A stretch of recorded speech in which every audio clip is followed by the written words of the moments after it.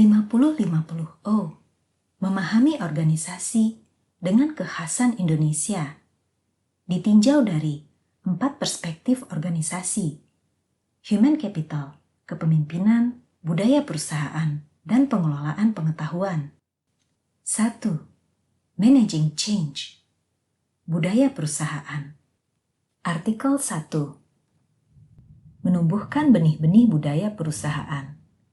Tanamlah pikiran, maka engkau mendapatkan tindakan. Tanamlah tindakan, maka engkau mendapatkan kebiasaan. Tanamlah kebiasaan, maka engkau mendapatkan karakter. Dan tanamlah karakter, maka engkau mendapatkan nasib.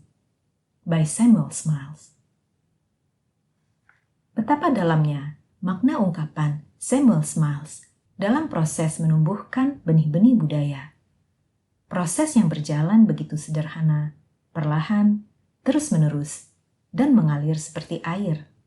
Meskipun demikian, perjalanan panjang tersebut akan bermuara pada pencapaian manusia yang paling bermakna, yaitu menuju perubahan nasib.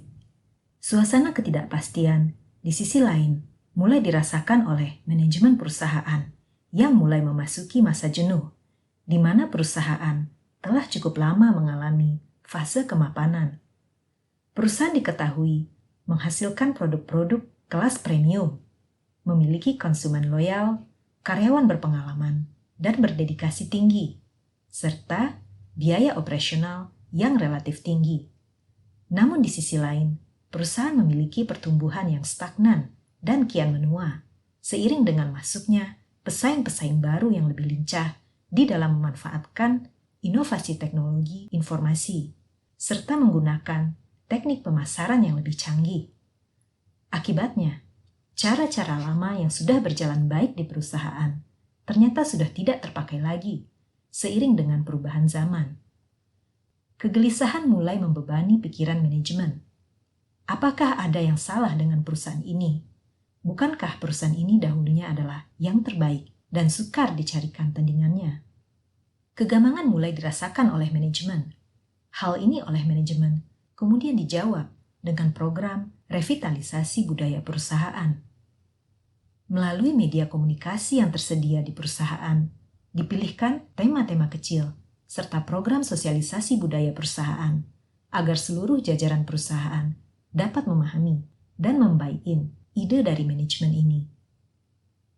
Langkah-langkah yang dilakukan oleh manajemen perusahaan ini merupakan suatu permulaan, karena di dalam menciptakan perubahan-perubahan apapun, harus selalu dimulai dari dalam diri, dalam sebentuk niat dan pikiran-pikiran positif untuk berubah.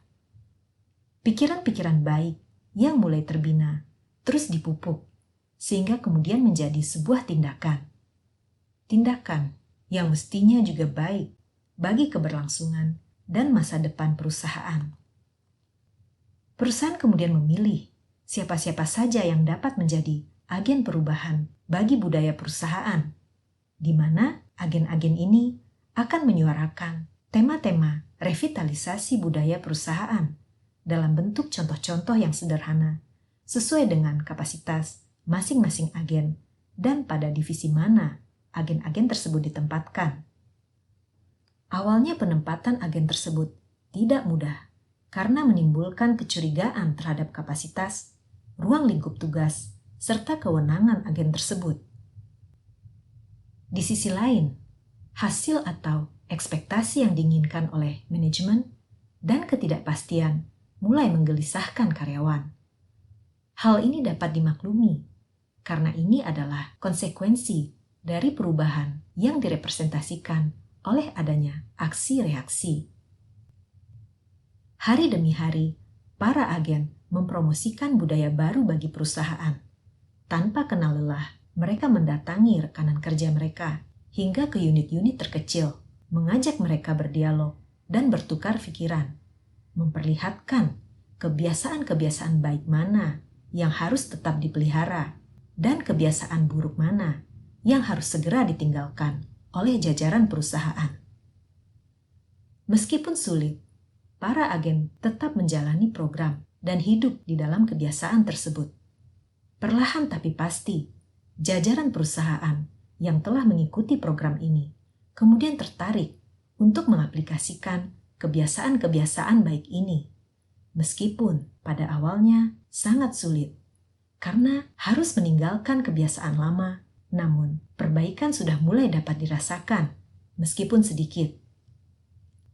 Masing-masing agen didukung penuh oleh manajemen, terus meyakinkan bahwa perubahan akan menimbulkan perbaikan bagi perusahaan, dan hal ini membutuhkan waktu yang tidak singkat. Perusahaan telah menumbuhkan kebiasaan-kebiasaan yang baik. Jajaran perusahaan tanpa ragu-ragu lagi menanamkan nilai-nilai, serta tidak lupa saling mengingatkan teman-temannya untuk tetap konsisten. Lambat laun, bulan pun berganti tahun. Agen-agen yang telah direkrut bertumbuh semakin banyak. Bahkan, tanpa diminta, mereka merekrut lebih banyak lagi agen baru. Kebiasaan-kebiasaan baik telah terpupuk dan terpelihara dengan baik, hingga menjadi nilai-nilai yang berakar kuat, sehingga muncul karakter-karakter yang mudah sekali ditemui atau dikenali bila mana kita bertegur sapa dengan karyawan perusahaan tersebut. Tentu saja, hal ini tidak lepas dari kerja keras para agen, manajemen, dan karyawan yang ingin berubah.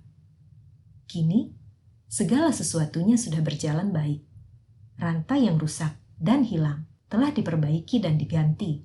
Para penerus perusahaan telah dibekali dan diwarisi budaya yang solid serta karakter yang kuat.